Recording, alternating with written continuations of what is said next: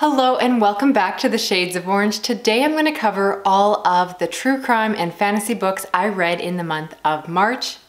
I have already done my horror reading wrap-up, which should be live already. So this is covering everything else I read this month.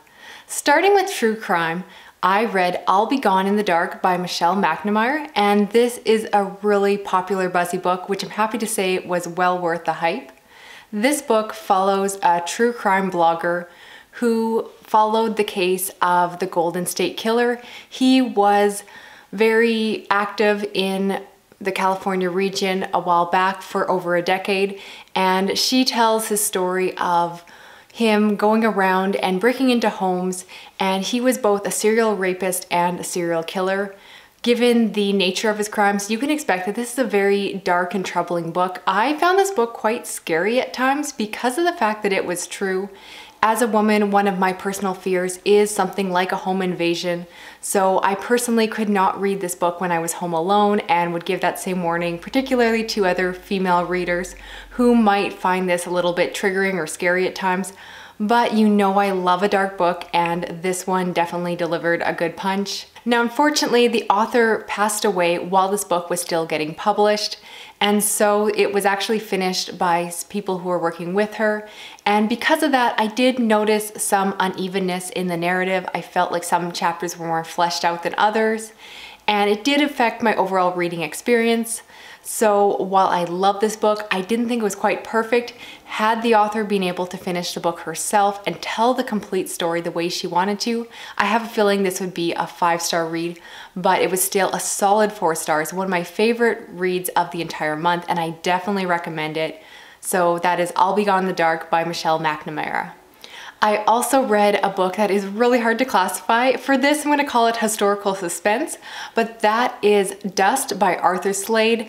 This is a book about a young boy whose younger brother has just gone missing. It's set during the Great Depression in the Canadian prairies. So there is a big drought going on, and as a family that lives on a farm, this is very concerning. Their crop is just not growing well. And the story starts with the younger brother getting picked up by a car and disappearing. And the story again is told from the brother's perspective. He is wondering what is going on and is searching for his brother and just wondering and trying to figure out what happened to him. We, as the reader, know a lot more about where the brother went. So when a man shows up in the town that promises to bring rain, and the whole town rallies behind him, it seems too good to be true, and everyone buys into it except for this brother. And so we follow his perspective as he attempts to basically figure out what is actually happening. And I love this book a lot. It's well written, the characters are well developed, and the Great Depression era is just like another character in the story. It's just so well fleshed out. I definitely enjoyed this. This book was not scary, but for someone who maybe doesn't read a lot of horror, someone who isn't used to those kind of scary books, this one certainly was still unsettling, and I do recommend it. You could almost consider it to be light horror, but because I'd already filmed that wrap-up, I decided to include it here, and it's very suspenseful, very creepy. You could call it this book a lot of different things, but regardless of what type of genre this fits into, I really recommend it. It's this really cool, short little book that definitely packs a good punch. Now I want to talk fantasy. I read a couple good ones this month, the first being The Well of Ascension by Sanderson. This is the second book in the Mistborn trilogy. Because it's the second, I can't really say anything about the plot, but you know I loved the first book, The Final Empire, and so this book continues on. I didn't love it as much as the first book. I still really enjoyed revisiting the characters, coming back to the world. The magic system continues to be fantastic, but this one's a lot more slower paced, and it's more focused on the politics. It just didn't have as much narrative drive as I tend to prefer in fantasy, but I'm very much looking forward to finishing up the series, so I'd love to know your thoughts on this book as well as the final book, just so I can set my expectations right, but definitely still worth the read, and I'm excited to see where this goes. I also read a book called City of Brass by S.A. Chakraborty. This is a book that was nominated for the BookTube SFF Awards, and it's a debut novel about a woman who lives in the Middle East and works as a con artist. She has some unusual healing abilities, but she really doesn't know a lot about her past until one day where she accidentally unleashes a genie, or in this world they're called jinn, and the story goes from there.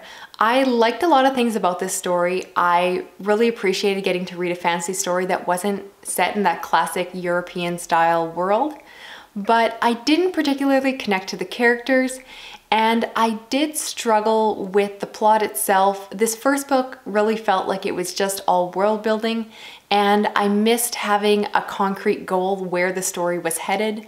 It just didn't have that narrative focus that I tend to like, and I often find tends to be missing in the first book of fantasy series. So while I didn't completely love this one, I know it's getting great reviews by people who read a lot more fantasy than I do, so I would still recommend it to anyone who normally reads the genre. While I liked it, I think you're gonna love it, and I'm still thinking about picking up the later books, so we'll see if I get to those. Finally, for fantasy, I want to talk about a series that I'm rereading, and this month I reread Season 2 of The Wizard Killer by Adam Dreece. I received an Audible credit by the author in order to check out the audiobook version, and I loved it.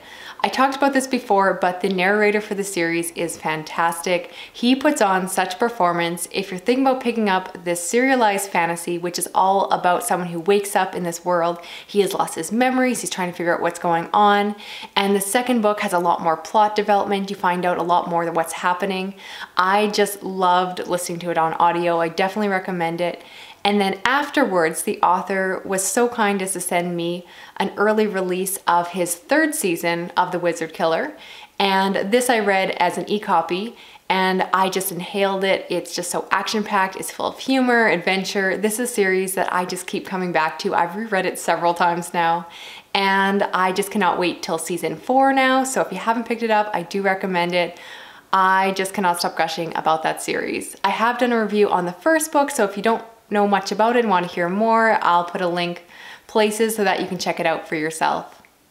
Finally, I want to talk graphic memoirs, and I read My Friend Dahmer by Backderf.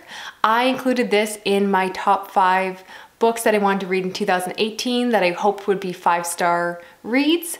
And while it wasn't quite a 5-star read, it was a solid 4 stars. I really enjoyed this. This follows the classmate of Jeffrey Dahmer who went to school with him, and it gives you an outside perspective on who Jeffrey Dahmer was before he started killing. It is very disturbing, very dark, very creepy. Jeffrey Dahmer was just a really weird guy. I actually knew very little about Jeffrey Dahmer before picking this up, and I don't think you need a lot of background in order to find this story really interesting. I always like to learn about the backstory of serial killers. I always have the question of, is it nature versus nurture, and really what caused someone to go down this dark and terrible path.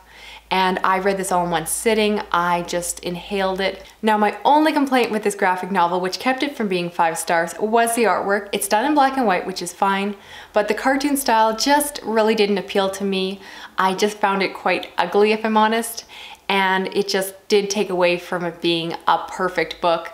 But for anyone who's interested in true crime or true memoirs, this one was just so interesting, and I just could not stop turning the pages. It was just so fascinating. So definitely recommend that one as well. So that's it for this video. As always, let me know if you're planning on picking up any of the books I recommended today, and I'll talk to you again soon in another video.